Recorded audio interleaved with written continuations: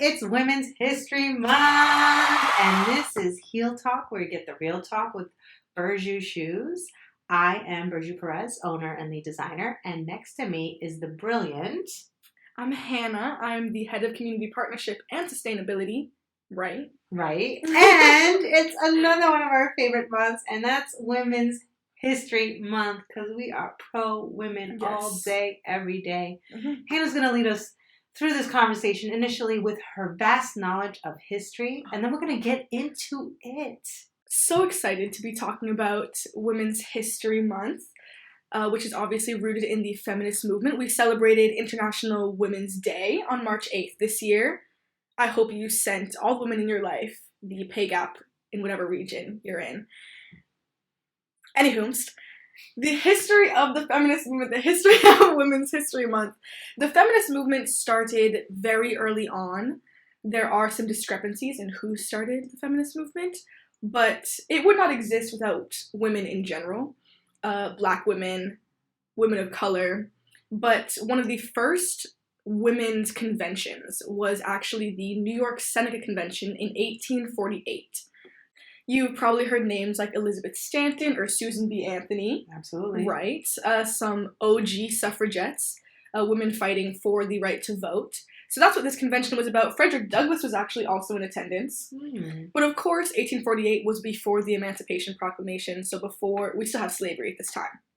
Boo. Insert the boo. Boo. So the feminist movement, or what some people consider first wave feminism, was not super inclusive of Black women for obvious reasons. Obviously. Of course, the women's right to vote is crucial.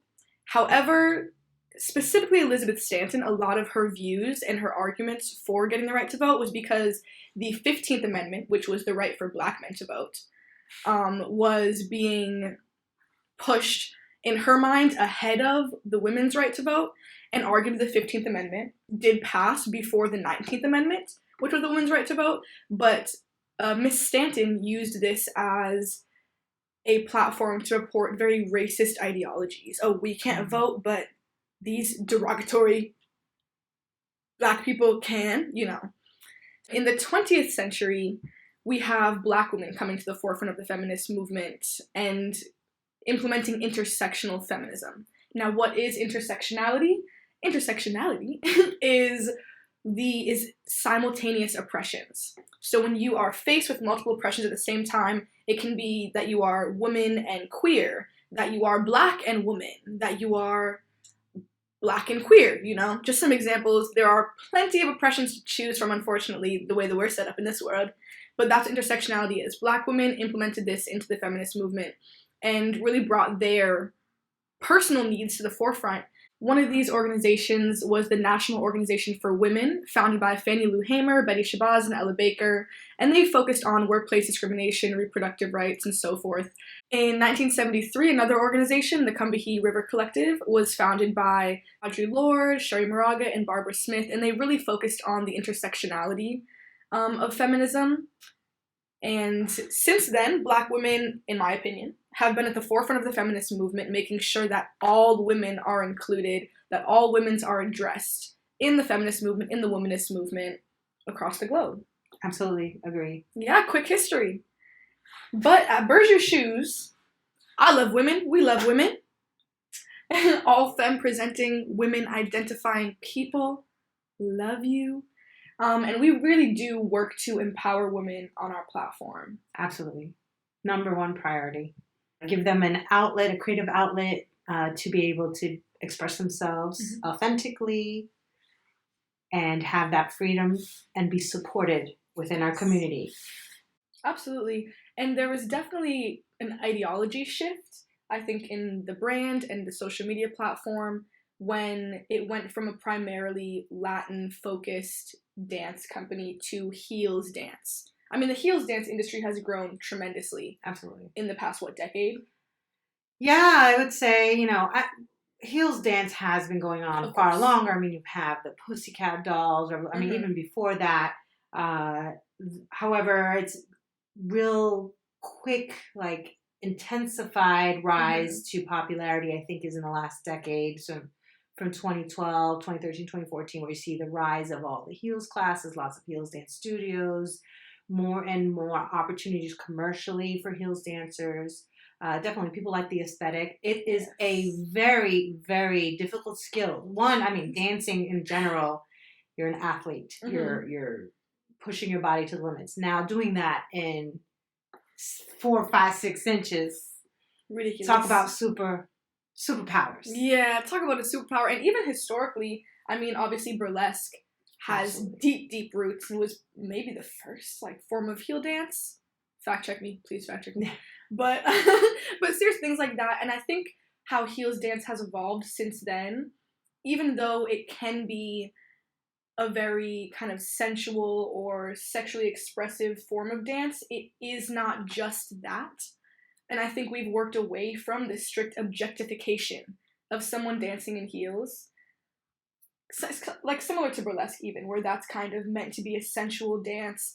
And we definitely did get that criticism moving away from Latin dance into heels of, oh, you're all about, sex appeal now. And my evolution as a person, as a human on my time here on Earth and as an entrepreneur in this industry, I too had my own insecurities and prejudices, if you will. I always thought, I wasn't overly dressed myself, but I do come from a little bit of a conservative background in that I come from a country where, in a religion, even though my family isn't practicing, where covering and modesty is more the thing. So I was taught to shame. I was shamed if I wore anything a little too revealing, and I was taught to shame others that were wearing things, showing too much skin or wearing something like lingerie, which is sexualized. It's still just clothing. I think a lot of that through my youth, it just really affected. I would never shame anyone out loud, but I know what my thoughts were inside.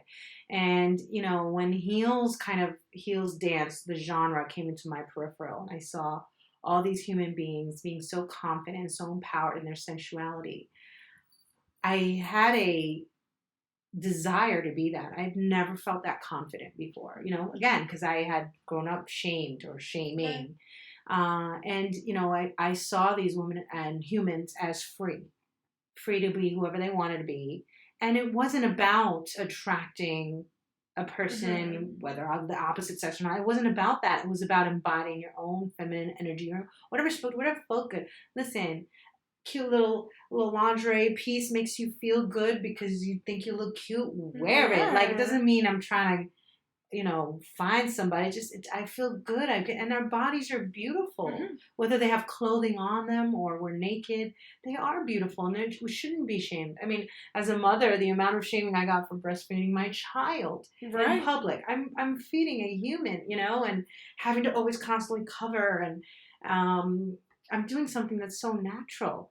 And it just over time and over the years, I just realized where I was. I became very self-aware, and I did a lot of work in healing around it. And I found myself after many years of doing professional Latin dance and not necessarily being the sexiest Latin dancer. I always had funky outfits, not necessarily sexy outfits, because again, I had this internalized, ooh, we don't do dialogue. That's, it's just slut shaming myself. We don't do that. We have a hubby. We don't dress like that. Over here. You know what I'm saying? Yeah. But we're pro slut now. Let me tell you. I'm just saying this is my own internal. Read The Ethical Slut. Yes. Yes. Correct. Yes. So it was my own internal shame and understanding of it. And so I appreciate the heels community so much, because by watching them and then eventually becoming a part as a student, by joining a studio, taking classes, I just found the empowerment. I found the peace. I found the freedom. And I absolutely adore it. And I have a husband and 2 kids. I'm not out there trying to entice anyone or anything. It just feels good. It feels nice. I feel connected to my body, to who I am, to my feminine energy. I'm kind of gaining back the things I felt I lost. So now I want to just do that for everyone else. I want everyone to know that here we are, a brand supporting that, being proud of that, and giving everyone a chance to feel that kind of connection to oneself and know that they're in a safe space to be able to express themselves. Absolutely. I think a lot of what we perceive to be shameful about our bodies is obviously rooted in the patriarchy. Absolutely. And historically, just the false idea that women's bodies are for men's pleasure or gaze or... And I think men's role in this is breaking away from the entitlement to women's bodies, the historical entitlement, and the lived experience of men being able to walk through the world perceiving and objectifying women in a way where you are assuming that what they're doing is for you. Have you seen that TikTok audio? I have quite literally never done anything for the male gaze. Everything I do is for the bitches. I have quite literally never done anything for the male gaze. And it's interesting because when you find a community, for example, at your studio at Heels Dance, where people are not objectifying you, they're just watching you perform an art and express yourself. And you're allowed to be comfortable in your skin.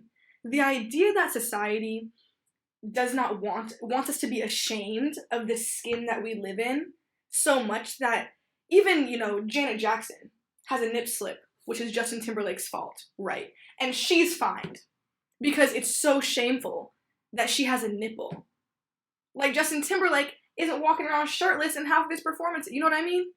And so just the idea of, especially of women's bodies, that they are bad or gross or shameful unless they are for male consumption. Absolutely.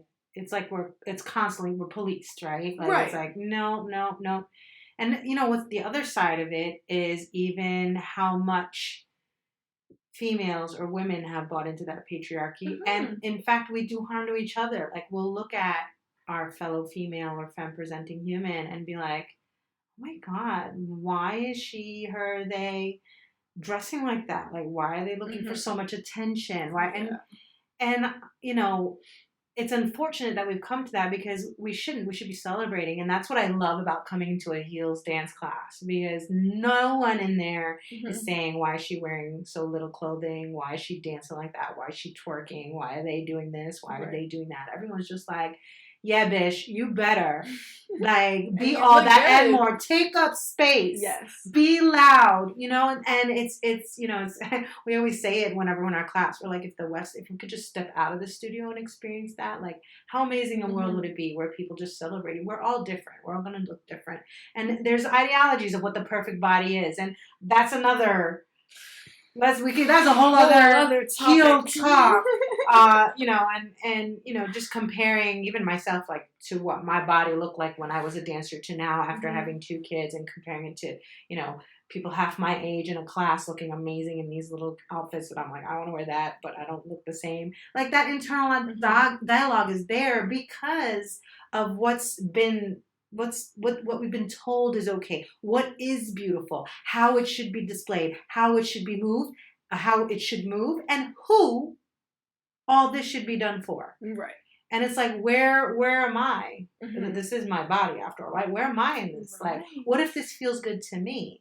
What if I love it? What if I, if you're a nudist and you want to be out there, more power to you. I mean, you're not doing any harm to anyone. Yeah, and it's so sad at the end. I mean, from school age, from a young age, little girls, are taught, don't do this, don't do that, because you're gonna, send the wrong message to the male or to cover society. Your shoulders. Cover yourself. Do this. Dress codes. Exactly. Oh, dress codes. Oh my goodness. Oh my God. Don't even get me started. But it's not the same for boys. No, never.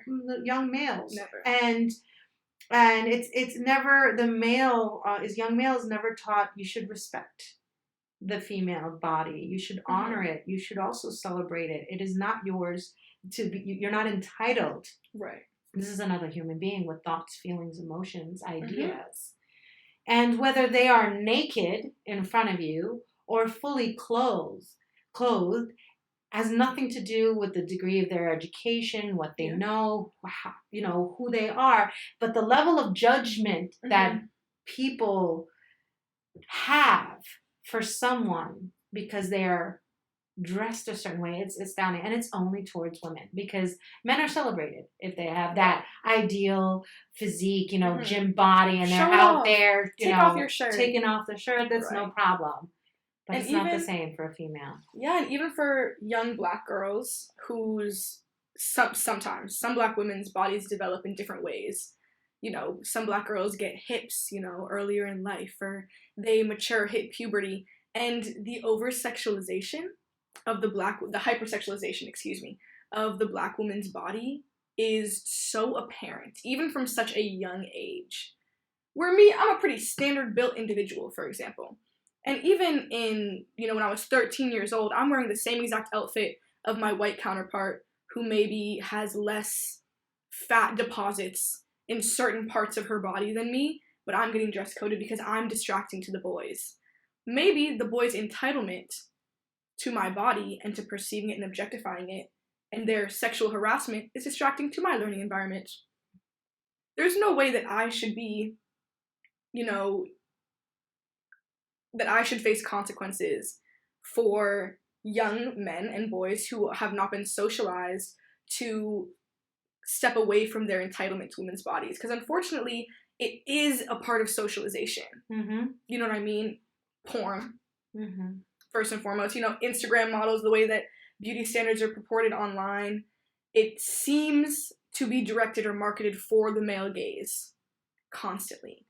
And I think that heterosexual cisgendered men especially at times need to, and honestly all men, need to kind of address and come to terms with the socialization of that kind of entitlement when you're looking at a woman or a person or a femme-identifying person, looking at anybody. If you are perceiving them in a sexual light, you need to understand that that is not entitlement. Mm-hmm. And even beyond that, I think that it's one thing to desexualize bodies, and it's a whole other thing to understand that being sexual in general is also not something to be ashamed of.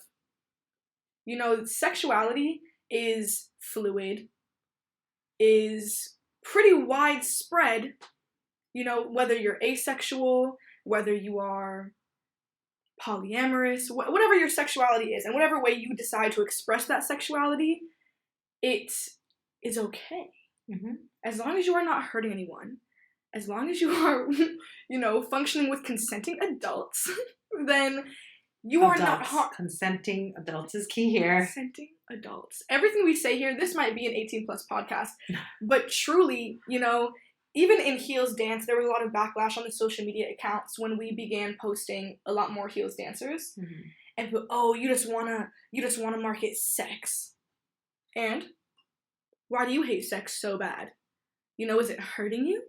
And I think even that, and again, a great book recommendation, The Ethical Slut, demystifying the idea of the slut and understanding that sex is not a shameful act, it's natural, and it's okay to be a sexual individual. There's absolutely no shame in that. Expressing it through dance is an amazing and artistic way to do it, and an amazing way to honor your own sexuality and honor your body and kind of break out of shame. Allow shame to have no space in your aura, in your energy. And Burju, how do you think that we can continue to empower each other and empower women in this industry?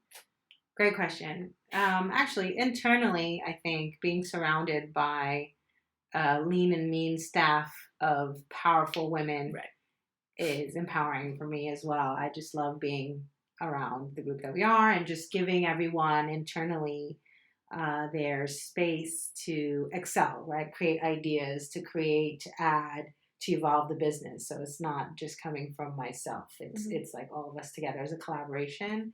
And I really do see this as a team. I hate being called the boss. I don't know if that's empowering or not, but I'm just like, don't call me your boss. You're my team. And if the project is being led by you, you're actually the leader, not me. I'm just contributing at that point.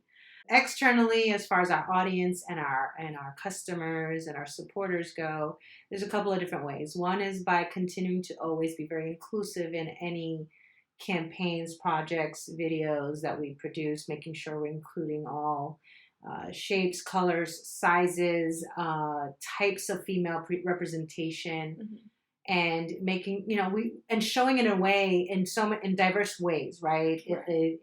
To some, you might call it looking sexual. It's still art. Some might say it looks empowering. It's still art. Just giving that spotlight and building that awareness and making it more mainstream because representation matters, as we've seen.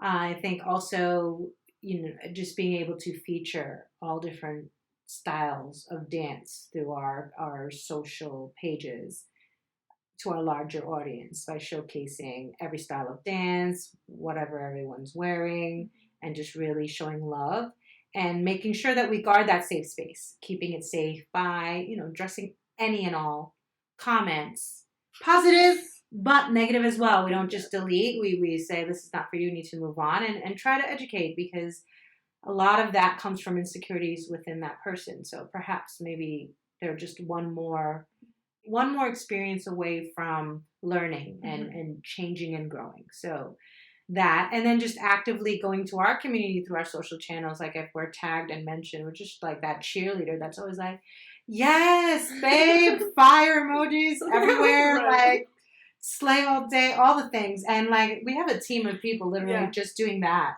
for hours, because it's important. I say, I need you to go out there and show love to our community. Right. Show them love. Be the cheerleader. Be that second heart when they only have one, or that first heart when they only have one. The first comment if they don't have anybody. The first, it helps to know that someone, across the country, across the world is like in your corner saying, keep doing what you're doing. You are beautiful. You shine. We see you. So I think that's all part of building community, especially a loving, supportive, good vibe community. And then, of course, addressing other things that are a little more serious, working towards building awareness on what women around the world or in this country are enduring, suffrage, and how we can support, whether it's, sometimes it's donations, sometimes it's just building awareness. Sometimes it's like, let's go for a protest. We also help women-led projects. We've got some things in the works, some video projects, some beautiful artistic expression, bringing multimedia into the whole heels and dance and movement with art. So many ways. If you've got ideas, let us know, because we are, as we said in the beginning of this podcast, pro women, pro femme, pro all the things. So if there's a way that you could see that a brand can really support this community, lift them up, amplify them, then let us know, because we are here for it. Absolutely. I think we do a good job of supporting women, and anything further that we can do, we will, to the best of our abilities. And I think another and really important part of supporting and empowering women is allowing for a safe space for women to feel and express their experience in this society. I think allowing women a safe space to express themselves artistically, their sexuality is important, but also allowing for a safe space within our workplace, with the women in our lives, on our platform, for women to feel anything they need to about the way the world around us treats us. Obviously, there are a lot of things happening globally right now. In the US here, we are really, really struggling to protect our reproductive rights. We have been struggling forever to protect trans women. We are struggling to protect ourselves from violence, from sexual violence, from domestic violence, which obviously can be perpetrated against any gender. But still, we're struggling. Across the world, Mexico is dealing with still femicide in incredulous proportions. In Turkey as well, and most of it is by people that are the closest. It's being done by people at home, the closest people. And, we can talk about Iran. Yeah, absolutely. Women in Iran are losing their lives, are losing their freedom, are being jailed and sentenced to death and killed. People that are fighting for women are facing the same things. Yes, men as well. Yeah. Men that believe that listen, feminism is good for everybody, including men. And the men that see it and fight along are also at risk. Yeah. In many places, we're still fighting against child brides. We are fighting female genital mutilation. There's so much, unfortunately. There is so much left to do. And I think there's a narrative, and I can only speak for myself, but in my experience as a Black woman and a woman in general, there's such a strong woman narrative. Oh, well, women are resilient. Like, they'll be fine. And I think allowing ourselves to be deeply hurt and not that strong and, angry as hell is important. I think anger is crucial to the movement because we're rightfully so. We should be angry. There's a lot to be angry about. And female rage is something that has been suppressed since as far back as I know in history. And allowing ourselves to feel that upset, to understand how valid our upset is, and again, to not have shame in those big emotions of being sad, of being angry, of being fucking pissed off at the state of the world and where we sit in it.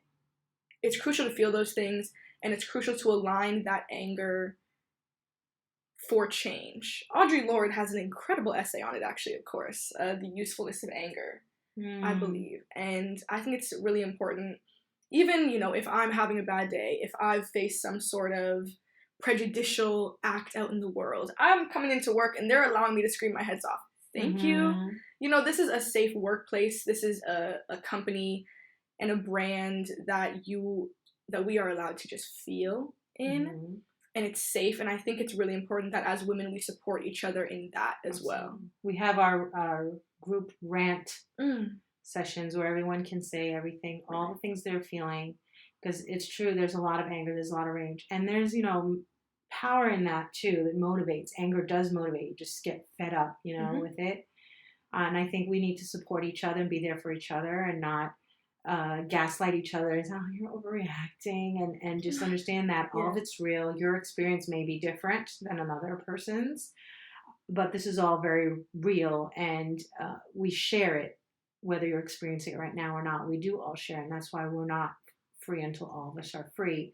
So it starts with us. It starts within our little community, in our organization, where we support one another. And when someone's uncomfortable, when someone's feeling something of rage, we hear it, we download it, we see what we can do together to support that person, and ultimately maybe affect some change, right? And the same for our community. And it's by speaking up and being truthful, and not saying, I'm not going to say anything because I don't want to cause drama, right? That's the other thing, right? And especially I know black women do get that a lot for being the angry Black woman, and it's not fair. They're just listen, I'm following Black women. They are really at the head of this, and the intersectionality of all the oppressions that they faced, and I think feminists and non-feminists, everyone everywhere needs to really follow Black women and what they have to say and what they have to teach us. And I think everyone in general should be supportive, and men should also be supportive. And that's being a feminist. You don't have to be a female or femme presenting to be a feminist. It's for everyone. Yeah, whatever you want to call it, feminist, womanist. Listen to your sisters, your trans sisters, your Black sisters, your white sisters, your Hispanic, your Latino, your Muslim. I think all of us have a role in the movement, and it's crucial that we find some sort of unity in our community. It is, as a woman, I know y'all have seen a woman going through it, whether she was facing some sort of possible violence or discrimination, and even just seeing another woman in the room. I know, ladies, you make that eye contact of we see each other. You know what I'm saying? If something pops off, I got you. You got my back, I got your back. And that is the energy that we should be moving through the world with. Ladies, my femme-presenting people, I love you. I worship you. You are stronger than you know, and you don't even have to be. That's the craziest part. What I wish for you is to be angry. I want you to accept and express and feel your anger, because you're valid. You're valid. Absolutely. Feel it. Come get a hug. Hold my hand. I got your back. You got my back. Yes, we got each other. So we're here claiming that. This is our International Women's History Month claim, is that we are here, a small, dedicated group of women and femme-presenting humans that are here to support and hold hands and let you feel all the things you need to feel. If there's projects that you need support in, if there's something that we have the resources for, we want to do that, because the voices need to be heard. And sometimes there's different ways to do that. Some do it through art, peaceful. Some do it a little bit louder. As long as it's safe and it's not harming anyone else, we're there to support. And on this occasion of Women's History Month, alongside celebrating amazing women who have accomplished amazing things, let's also look at those that are still fighting, that are still just trying to either hold on to the things, their rights, their human rights, and or trying to get them back because they've been lost. And let's stand with them in solidarity. Let's be a voice where there is none, at times where they're being silenced. And let's stop the shaming. You don't like it, you have the freedom to scroll past, shut it off, move along. It's all personal choice. It's our bodies. We have a right to honor them as we feel is best, as long as we're not causing harm, as you said. And all the rest of us need to stop. We need to stop judging one another. Just stop. Women, femme-presenting people, us here at Burju Shoes, we love you dearly. We support you, and we thank you so much for being a part of our community. Thanks for joining in on this conversation. We hope that you got a little bit of history thanks to this beautiful, brilliant woman next to me. A little bit of insight as to how we kind of have conversations and hold safe spaces for these to continue every month, because we're going to have another discussion. And just know, ditto on what Hannah said. We love you. Thank you for joining us. If you like what you saw, we'd love for you to hit the like button, share button, and the subscribe button, and join us on our next episode of Heel Talk, where we have the real talk on Burju Shoes and all things heels, fashion industry, and beautiful people. Thank you so much. Bye.